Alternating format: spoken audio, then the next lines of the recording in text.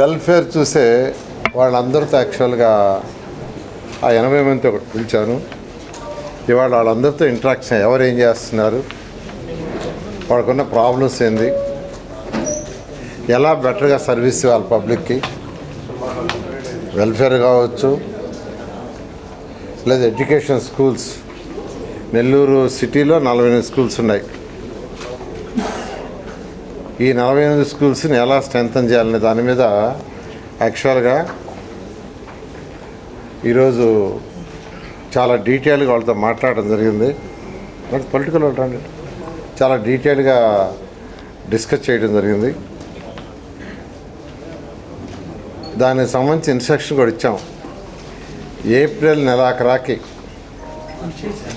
Maximum May month ఎండింగ్కి నెల్లూరులో ఉన్న అన్ని పార్కులు, అదేవిధంగా 48 స్కూల్స్లో ఎక్కడైతే ప్లే ఎక్విప్మెంట్ కూడా 100% కంప్లీట్ చేయమన్నాం. అవసరమైన దగ్గర జిమ్, హై స్కూల్లో జిమ్,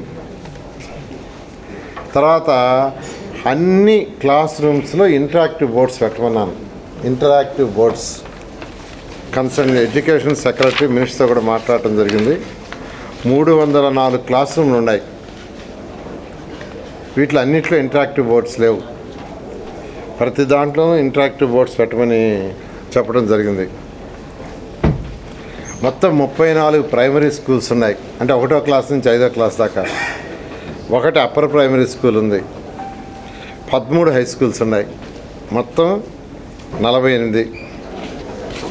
అయితే వీటికి సంబంధించి క్లాసులు 5 ఉన్నా 2 టీచర్లు, 1 టీచరు, 3 టీచర్లు ఉన్నారు. దానికి ఏం చేయాలనేది కూడా సెక్రటరీతో మాట్లాడాము. ఆ కన్సర్న్ ఎడ్యుకేషన్ మినిస్టర్ కూడా మాట్లాడాము. నెక్స్ట్ వీక్లో దాని మీద ఒక క్లారిటీ తీసుకొని ప్రతి క్లాసుకి ఒక టీచర్ ఉండేటట్టుగా చేయబోతున్నాం. ప్రతి క్లాస్కి. అదేవిధంగా వీళ్ళందరికీ కూడా ఇంటరాక్టివ్ బోర్డులు ఇవ్వటమే కాదు, దాంట్లో పిల్లలకి విజువల్స్ కూడా చూపించేటట్టుగా ఒక సాఫ్ట్వేర్ కూడా ఇవ్వాలని ఈరోజు ఆ ఎడ్యుకేషన్ సెక్రటరీస్ చెప్పాను. వాళ్ళందరినీ 2-3 రోజుల్లో వాళ్ళకున్న స్కూల్స్లో తిరిగి ఆ స్కూల్స్లో వాళ్ళకి కావాల్సిన అవసరాలను ఐడెంటిఫై చేయమన్నా.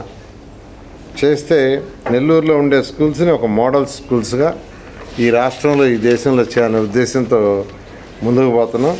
బీసీ వెల్ఫేరు, అదేవిధంగా పెన్షన్స్, ఈ సంక్షేమాలు ఇచ్చే సెక్రటరీస్ అందరితో కూడా ఇవాళ డిస్కస్ చేయడం జరిగింది. వాళ్ళు కూడా చిన్న కొన్ని సమస్యలు ఉంటే వాటిని కూడా ఎలా ఓవర్కమ్ కావాలో వాళ్ళకి చెప్పడం జరిగింది.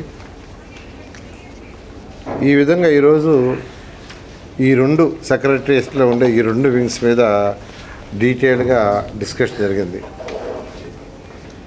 తర్వాత అదేవిధంగా అండర్గ్రౌండ్ డ్రైనేజ్ సంబంధించి R&B డిపార్ట్మెంట్తో, పబ్లిక్ హెల్త్తో, అదేవిధంగా చేస్తున్న ఆ కంపెనీ వాళ్ళతో 3తో కూర్చొని డిస్కస్ చేసాం. R&B రోడ్లో కూడా తవ్వి మళ్ళీ లైన్స్ వేయాల్సిన అవసరం కొన్ని దగ్గర ఉంది.